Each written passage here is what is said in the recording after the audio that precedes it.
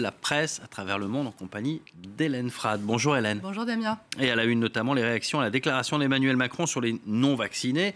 On en a beaucoup parlé hier, que le président a dit avoir très envie d'emmerder, je le cite. Un président devrait-il dire ça? Les propos du chef de l'État ont déclenché en tout cas des réactions en cascade. Petite phrase, grosse polémique, titre Le Parisien, qui évoque une stratégie à haut risque pour polariser l'attention. Une stratégie pour réactiver le Macron de 2017, le Macron disruptif, animé par une volonté de transgresser, de bousculer, de ne pas céder à une forme de conformisme, comme il s'est décrit lui-même, note l'opinion, où le dessin de CAC, on le voit, le montre, détournant la tirade de Jean-Paul Belmondo dans le film À bout de souffle. Si vous n'êtes pas vacciné en ville, si vous n'êtes pas vacciné à la montagne, si vous n'êtes pas vacciné à la mer, allez vous faire foutre. Une déclaration du président qui suscite un tollé, évidemment, à droite comme à gauche. En choisissant de faire porter sur 10% des Français la peur, la fatigue et l'impatience provoquées par 2 ans de Covid, Emmanuel Macron n'exempte pas seulement son gouvernement de tous ses manques, à commencer par l'absence de véritable politique de l'hôpital.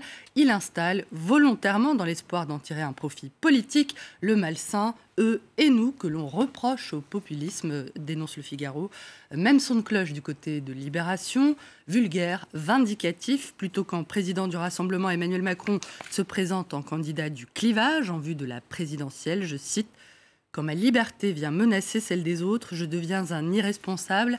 Un irresponsable n'est plus un citoyen, aussi asséné le président au sujet des non-vaccinés.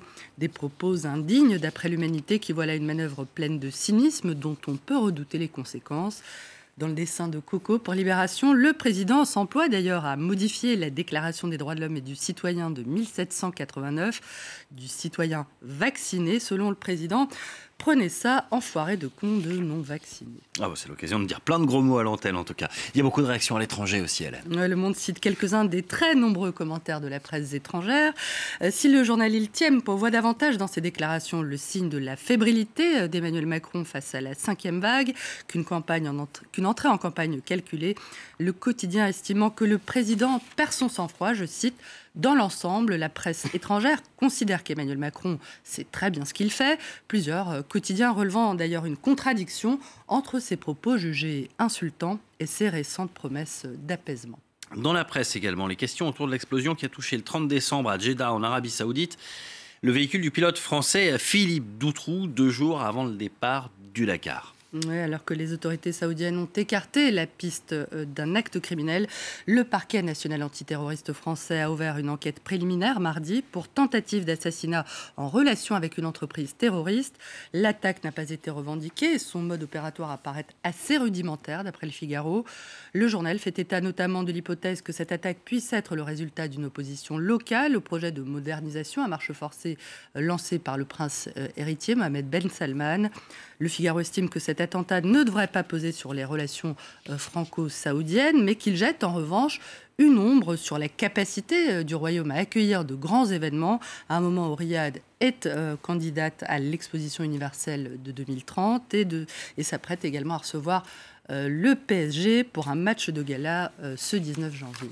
Lui, finalement, ne disputera peut-être aucun match de l'Open d'Australie. Après la polémique sur l'exemption dont il avait bénéficié pour participer au tournoi de Melbourne, le tennisman non vacciné Novak Djokovic a été invité, pour l'instant en tout cas, à retourner chez lui. Face au tollé provoqué par ce qui a été perçu, vous l'avez dit, comme un passe-droit, un traitement de faveur, le joueur serbe s'est vu donc refuser son visa par les autorités australiennes, après être resté bloqué plusieurs heures à l'aéroport de Melbourne. Une débâcle à la une de la presse australienne, dont The Herald Sun, qui ironise depuis hier sur la joke Djokovic, la farce Djokovic. Les déboires du numéro 1 mondial font d'ailleurs la une de plusieurs quotidiens à travers le monde ce matin. Refoulé, le journal britannique The Eye rappelle le refus du joueur de se faire vacciner, une attitude qui a scandalisé l'opinion dans un pays qui a connu l'un des plus longs confinements au monde, près de 260 jours.